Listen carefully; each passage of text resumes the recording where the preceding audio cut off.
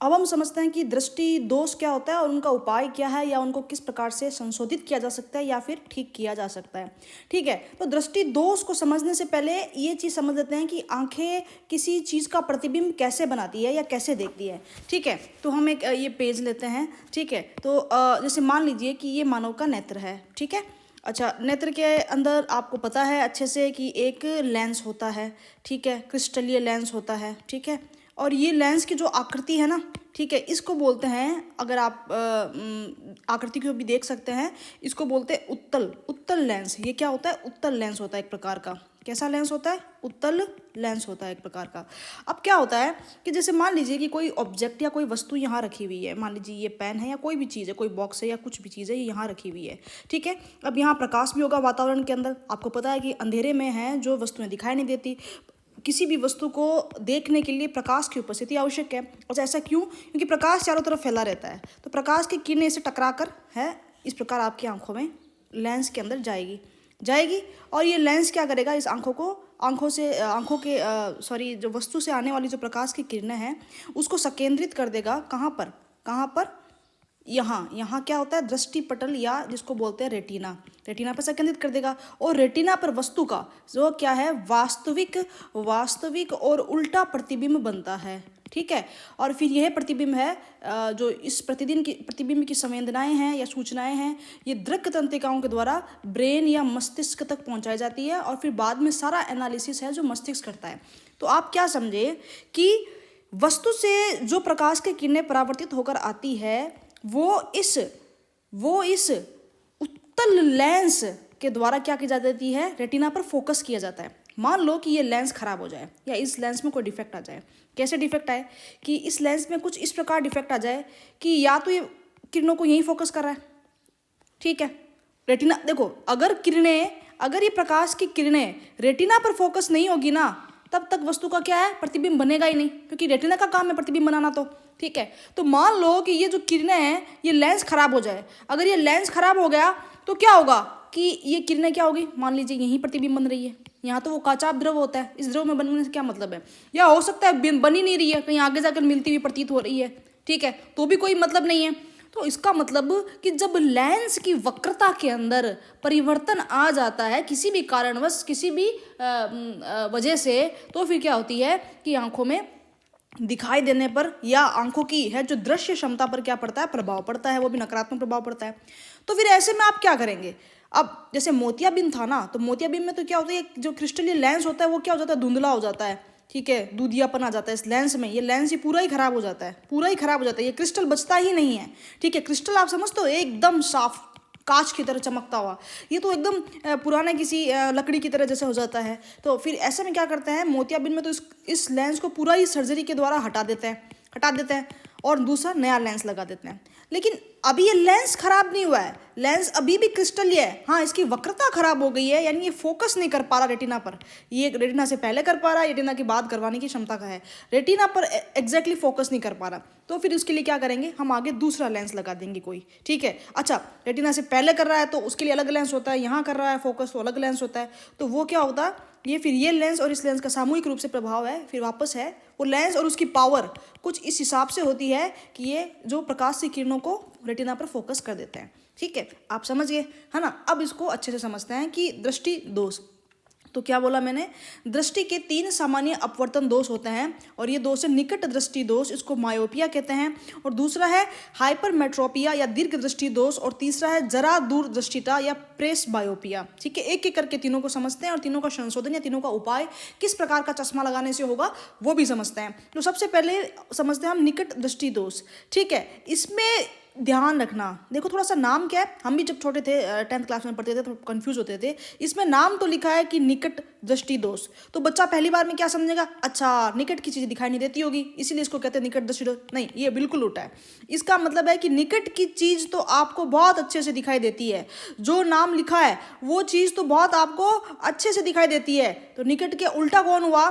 दूर की वस्तु दिखाई नहीं देती। देखो, निकट दृष्टि दोष युक्त कोई व्यक्ति निकट रखी वस्तुओं को तो स्पष्ट देख सकता है, परंतु दूर रखी वस्तुओं को वो स्पष्ट नहीं देख सकता। ठीक है, इसको इंग्लिश में नियर साइटेडनेस भी कहते हैं। ठीक है, तो अच्छा, हाँ, निकट की वस्तु क्यों? क्योंकि ऐसे दोष युक्त व्यक्ति का दूर बिंदु है ना अनंत ना होकर नेत्र के पास आ जाता है। ठीक है, तो कुछ मीटर रखी वस्तुओं को तो ठीक से देख पाता है, यानी पास में रखी वस्तुओं को, मतलब निकट दृष्टि मतलब पास में रखी वस्तुओं को तो ये अच्छे से देख पाएगा, लेकिन दूर रखी वस्तुओं को अच्छे से देख नहीं पाएगा।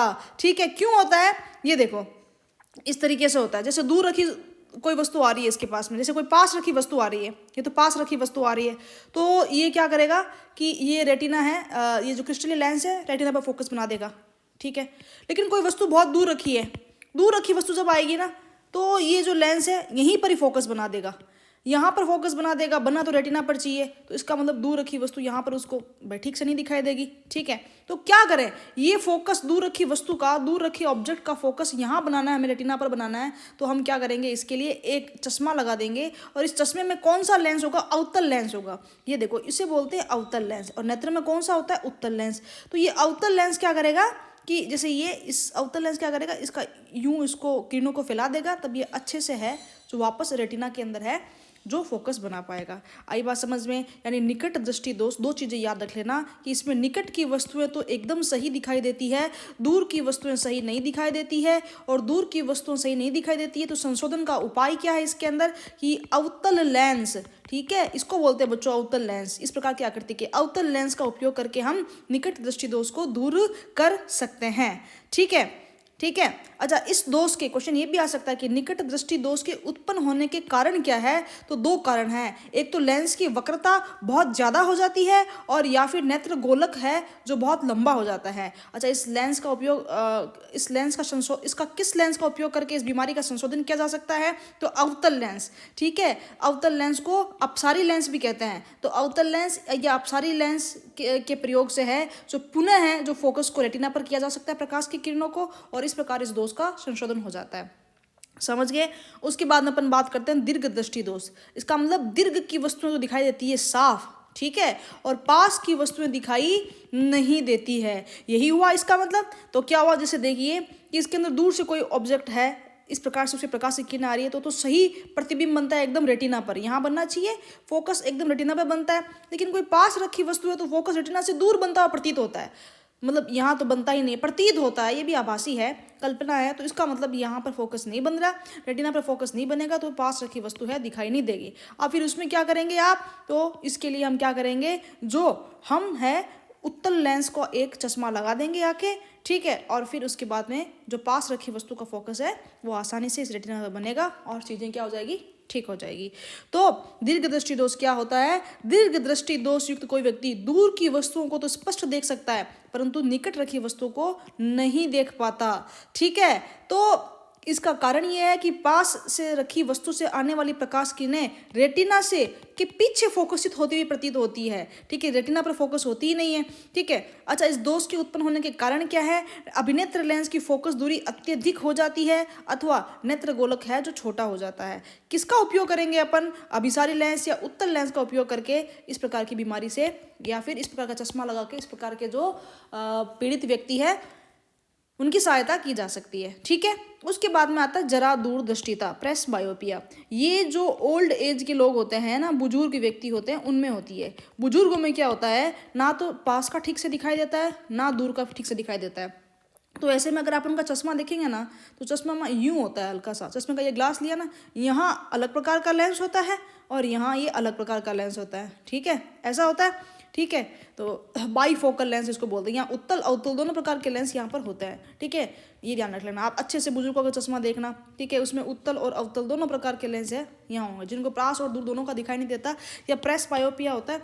इस प्रकार नीचे एक लेंस होगा और ये ऊपर एक लेंस होगा। तो आयु में वृद्धि होने के साथ साथ मानव नेत्र की समंजन क्षमता घट जाती है। अधिकांश व्यक्तियों का निकट बिंदु दूर हट जाता है। संशोधक चश्मों के बिना उन्हें पास की वस्तु आराम से दिखाई नहीं देती है। उस ऐसे दोष को जरा दूरदर्शिता कहते हैं। ये क्या होता है, पक्षमाभी पेशियों के धीरे धीरे दुर्बल होने और क्रिस्टलीय लेंस के लचीलेपन में कमी आने के कारण उत्पन्न होती है।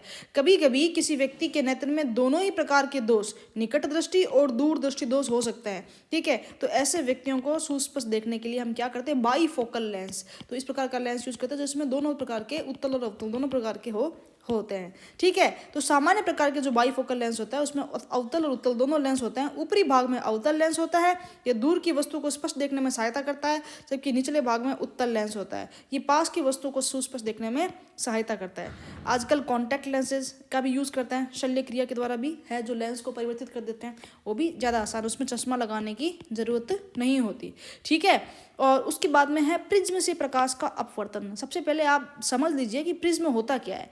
ये देखिए, ये इस प्रकार का एक कांच का बना हुआ एक क्रिस्टलीय त्रिभुजीय त्रिकोणाकार है, जो 3D आकृति होती है प्रिज्म, ठीक है। तो ये आपके सिलेबस में है, ये डायग्राम आपको आना भी चाहिए। तो सबसे पहले ये एक्चुअली यहाँ पर तो आपको सिर्फ त्रिभुज ही दिखाई दिया है, बाकी आप रियल लाइफ में देखेंगे ना तो ये 3D में होता है, मतलब कि इस तरीके से, पीछे भी इस तरीके से होता है, इस तरह से त्रिकोणाकार होता है, ठीक है। तो ये इस तरीके से होता है प्रिज्म। अच्छा, प्रिज्म आपके सिलेबस में है, समझ लेते हैं कि, है ना। कांच के एक त्रिभुज प्रिज्म पर विचार कीजिए, ठीक है। इसके 2 त्रिभुजाकार आधार और 3 आयताकार पार्श्व पृष्ठ होते हैं, ठीक है। ये पृष्ठ एक दूसरे पर झुके होते हैं, तो आपको प्रिज्म देखा होगा ना, देखो इस प्रकार से होता है, पीछे भी इस तरह से होता है, समझ गए आप। जैसे यहाँ तो 3D बना नहीं सकते, फिर भी मैं आपको समझाने की कोशिश करूँ कि ये देखिए पीछे भी इस प्रकार से होता है वो, ठीक है। आप समझ गए होंगे, ठीक है। कोशिश करते हैं कि यहाँ पे बनाने की कोशिश करें, पर यहाँ बनना बड़ा मुश्किल है। इस प्रकार से पीछे की तरफ भी होता है, ठीक है, पर बाहर से तो, आगे से तो त्रिभुजाकार दिखाई देगा, ठीक है। तो इसके 2 त्रिभुजाकार ये होता है, और 2 फलकों के बीच में जो कोण होता है ना, तो उसे बोलते हैं प्रिज्म कोण कहते हैं। तो आओ इस प्रिज्म की आकृति को समझते हैं। आपने एक प्रिज्म लिया, ठीक है, उस पर आप यूं प्रकाश डाल रहे हैं, यूं प्रकाश डाल रहे हैं, तो वो क्या होगा, प्रकाश यूं उस कांच के अंदर से यूं चलेगा और फिर बाद में यूं हो जाएगा अपने आप में। तो जैसे प्रकाश की जो किरण आपने डाली है उसको बोलते हैं आपतित किरण, तो ये PE क्या है, आपतित किरण, ठीक है। और प्रकाश की जो किरण निकली है, ठीक है, उसको क्या बोलते हैं, निर्गत किरण, ठीक है। F और S क्या हो गई अपने, निर्गत किरण। और इसके अंदर, इस प्रिज्म के माध्यम के अंदर जो प्रकाश की किरण चल रही है यूं, ठीक है, जो E और F है उसको बोलते हैं अपवर्तित किरण, उसको क्या बोलते हैं, अपवर्तित किरण बोलते हैं, ठीक है। ये A जो है ये क्या है, प्रिज्म कोण है, ठीक है। अच्छा, ये एक लंब डालते हैं हम, 90 डिग्री का कोण डालते हैं, ठीक है, सब जगह डालेंगे, ठीक है। तो ये लंब से 90 डिग्री के एंगल से ये आपतित किरण जितना कोण बनाती है ना, कोण आई जिसको बोला है हमने, ठीक है, ये होता है आपतन कोण, ठीक है। अच्छा, इधर भी हम लंब डालेंगे, ठीक है। तो ये लंब से ये अपवर्तन होने वाली किरण कोण आर बनाती है, उसको बोलते हैं अपवर्तन कोण, ठीक है। ये जैसे निकलती है निर्गत किरण, तो ये भी ये लंब से, ठीक है, 90 डिग्री के एंगल से एक सीधी लाइन से जो कोण बनाती है ई, ये क्या होता है, निर्गत कोण। और डी को बोलते हैं, ये ध्यान रखना आप, इसको विचलन कोण। अच्छा, हो सकता है प्रिज्म की आकृति और ये बड़े प्रश्नों में आ जाए, तो एक बार आप इसको 1 या 2 बार है जो बनाने की प्रैक्टिस कर लेना, और ये कोण और किरणों के नाम याद कर लेना। ज़्यादा मुश्किल नहीं है, ये नेमिंग अपने हिसाब से कर सकते हो, ABCDEFG, या इनमें जो दिया वैसा कर सकते हो। आप 2-4 बार बनाएंगे, एक आपतित किरण डालना, ठीक है, एक आपतित किरण डालना इसके अंदर, उसका कोई भी नाम दे देना। फिर एक क्या करना कि इसके अंदर अपवर्तित हो रही है किरण, वो डाल देना, इसका कोई भी नाम कर देना। और फिर एक है जो निर्गत किरण या बना देना और उसका कोई भी नाम दे देना, ठीक है। और यूं लंब बनाकर आपतन कोण, ठीक है, यूं अपवर्तन कोण और यूं निर्गत कोण को दर्शा देना, और त्रिभुज के नाम दे देना ABC या PQR, जो भी आप देना चाहो। इतने में आपको मार्क्स मिल जाएंगे, ठीक है, ये कर लेंगे आप, ठीक है। अब एक बात है जो छोटा सा प्रश्न आ सकता है कि ये विचलन कोण क्या होता है, तो ये कोण D के बारे में विचलन कोण आ जाता है। तो देखो हिसाब से तो क्या होना चाहिए, यूं एक किरण डाली तो हिसाब से तो ये किरण सीधे को गुजरनी चाहिए, है ना। लेकिन प्रिज्म क्या होता है, कांच का माध्यम होता है, इस वजह से किरण यूं ना सीधी ना गुजर करके ये किरण है जो यूं गुजरती है, ठीक है। तो ये जो कोण है ना, ये कोण D, ये क्या है, विचलन दिखाता है कि इतना एंगल है, किरण को यूं जाना चाहिए था लेकिन जा यूं रही है, तो ये वाला कोण है वो विचलित हो गई इतना, तो इसको बोलते हैं विचलित किरण। तो कैसे परिभाषित करेंगे कि प्रिज्म की विशेष आकृति के कारण निर्गत किरण आपतित किरण की दिशा से कोण बनाती है। आपतित किरण भाई यूं होना चाहिए, निर्गत किरण यूं जा रही है, तो ये जो कोण है ना, इसी कोण को क्या कहते हैं, विचलन कोण कहते हैं। तो डी क्या है, कोण D विचलन कोण है, ये याद रख लेना। अच्छा, अगर अपन इस प्रिज्म के अंदर श्वेत प्रकाश डालते हैं, आपको पता होना चाहिए श्वेत प्रकाश में 7 रंग होते हैं, विबग्योर, कैसे होते हैं अभी समझते हैं, ठीक है। जैसे इंद्रधनुष के 7 रंग आपने सुने होंगे, हालांकि मुझे भी पता है, जब मुझे स्कूल में पढ़ाया जाता था हम भी सोचते थे कि भाई इंद्रधनुष में तो 7 रंग होते हैं, और जब कभी भी इंद्रधनुष बनता था तो हम गिनते थे उसमें से मुश्किल से 3 या 4 रंग होते थे, ठीक है। तो भी सवाल आता था कि 7 रंग कब दिखेंगे, कभी 2 रंग का इंद्रधनुष दिखता था, कभी 4-5 रंग का इंद्रधनुष दिख जाता था। तो ये जो 7 रंग है एक्चुअली सफेद प्रकाश के तो 7 ही रंग होते हैं, लेकिन 3 या 4 ही डोमिनेंट रूप से दिखाई देते हैं, 2-3 फिर ठीक से नहीं देख सकते अपन, ठीक है। या प्रक्षेपण उनका ठीक से नहीं हुआ होता है, इतना आइडियल प्रक्षेपण नहीं होता। हाँ, आप अगर एक श्वेत प्रकाश से 7 के 7 रंगों वाला इंद्रधनुष देखना चाहे तो फिर आप लैब में देख सकते हैं।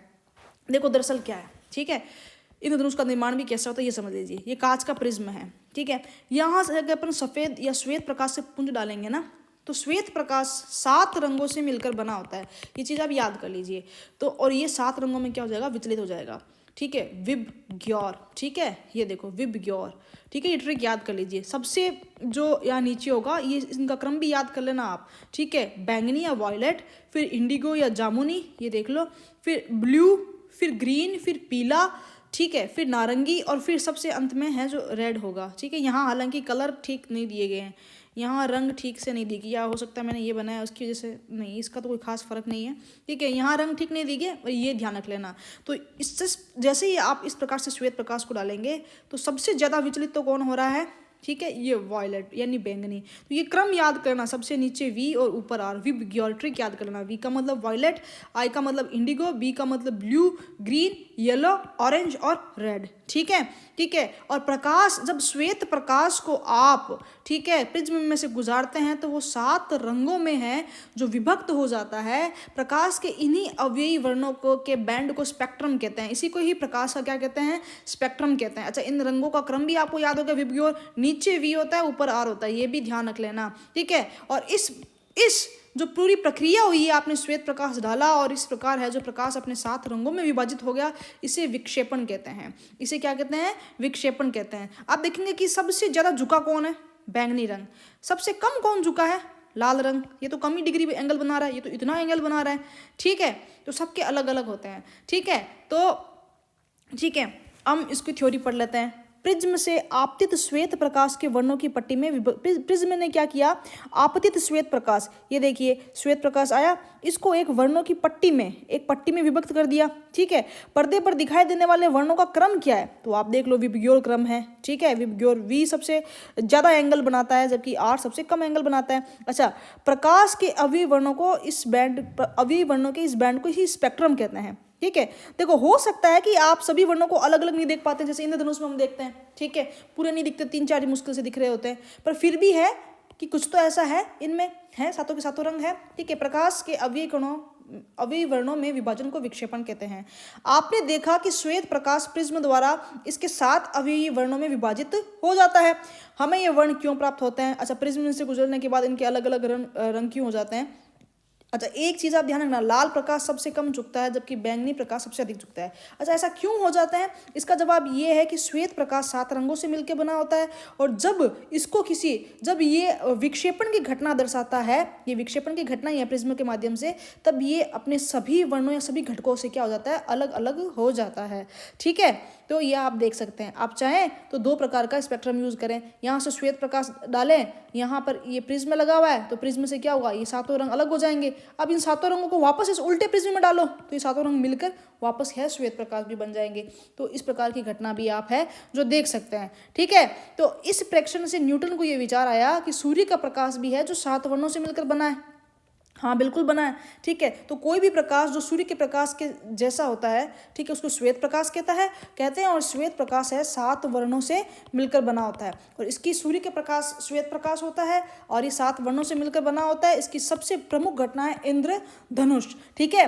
इंद्रधनुष कब बनता है, जब वर्षा होती है, ठीक है। और कब बनता है कि मान लीजिए बारिश हुई है, ठीक है, धूप, अगर सूरज यहाँ होगा, बारिश के बाद में वापस सूरज निकला है, मान लो 3-4 बजे दोपहर को बारिश हुई मान लीजिए, ठीक है, और 3 बजे वापस है जो 1 घंटा बारिश हुआ के है जो सूर्य निकल गया वापस, सूर्योदय होगा, तेज़ धूप चल रही है।